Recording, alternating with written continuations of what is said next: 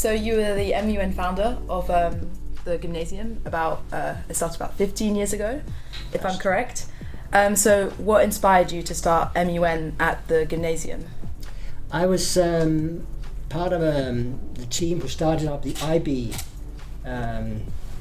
line here at the school about 20 years ago. And I was teaching IB geography. And as part of that, of course, urbanizing and globalization were themes that we were interested in. So I brought my class to Brussels, where they had a conference for youngsters. It was called European Youth Conference. So we sat and pressed the buttons that the proper politicians used in the everyday.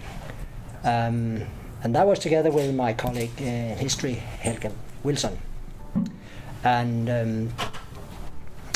then after a few years we made a subject still in IB called globalization, and that was a combination of history, geography and psychology. That's in group 3 in the IB system.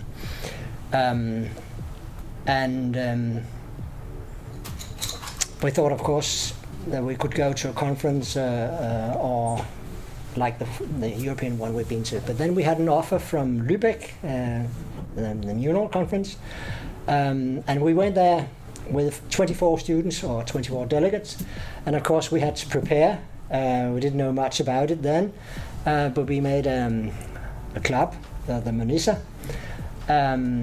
and prepared chairs and all the rest of it.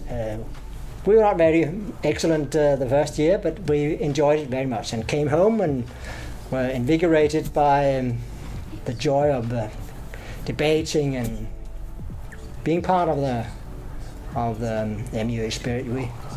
So we started a club, and after a few years we thought we were brave enough to prepare having our own conference, but that didn't happen until 3 years later. We had a sort of half conference, which were for the Danish friends. We had started going to Esbjerg. I don't know if you still do, but they had a conference in Egmont. Yeah.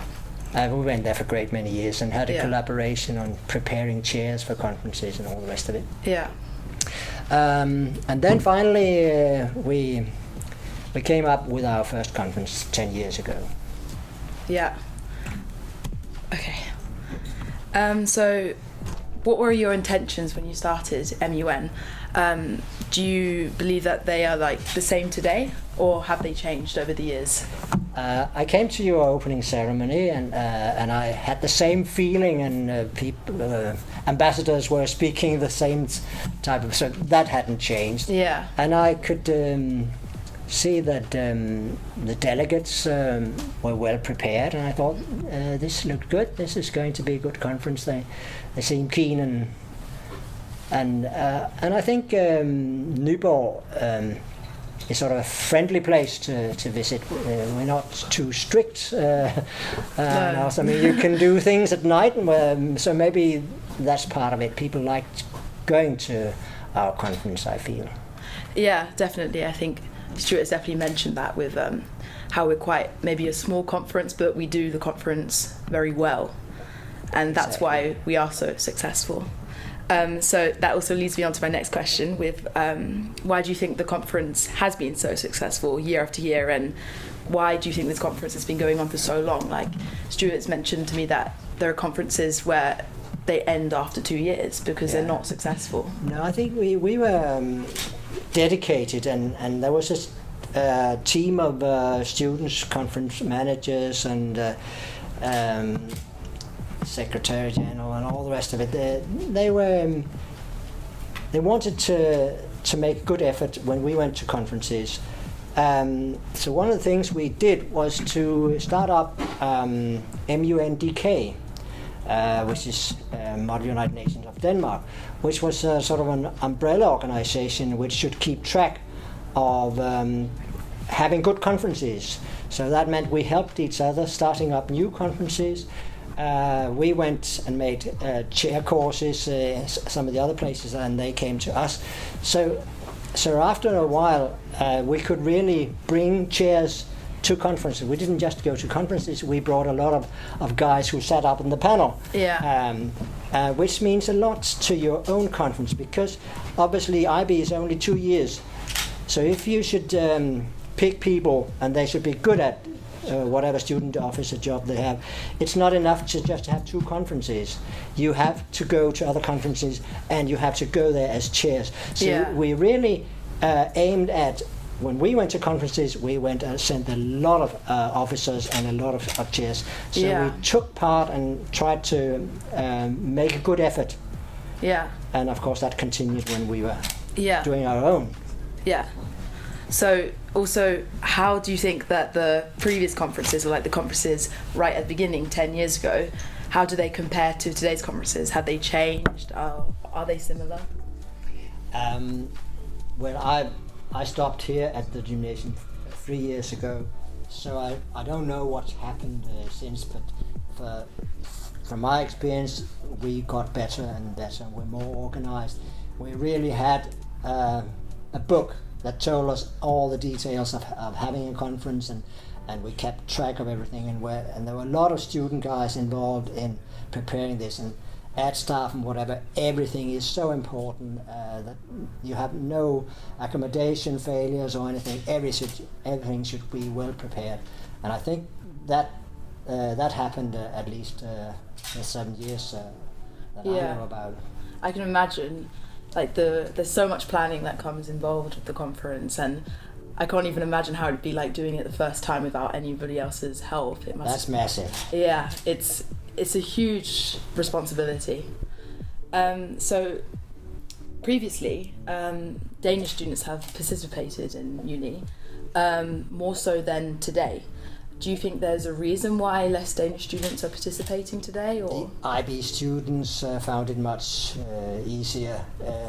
We tried to open up and have some HF, but they didn't prepare well enough really to the standard that we wanted to. But I think it depends more in the people being conscious, wanting to do a great job. It's definitely very intimidating. Like when I first started, I was delegate. Very scary. It's very intimidating having to speak in a certain manner. Of course, everything is. When you have to stick to the formal code and everything. It's so overwhelming and so tiring as well. Being exhausted afterwards. And it's amazing the amount of hours that people put into it. Besides their homework and in the IB, they put a lot of hours into it, and it's very admirable to see the development in these youngsters as they do it. So over the year, I've seen some people really grow up with being responsible in IB. Good thing. I still in contact with them on LinkedIn, all these guys, and they get educations and jobs in international relations, and it's very enjoyable to see that it started something. I believe in it. So what is so special about MUN at this school, do you believe?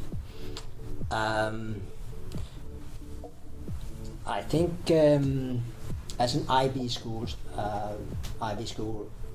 our youngsters are good at English, so there's no lack in quality on that part. They can really prepare themselves and make good debates, and so that's the most important thing, I think. But apart from that, dedication and being prepared, and the school supporting MUNNY is also very important. I think the facilities at the school really do help uni overall. Like a lot of other delegates from different delegations have told me, the school is so incredible, the way it's set up and everything. We have good facilities, and it's important that you have a school that supports, because obviously apart from all the students being busy with the MUN and maybe haven't got so much time to their homework, but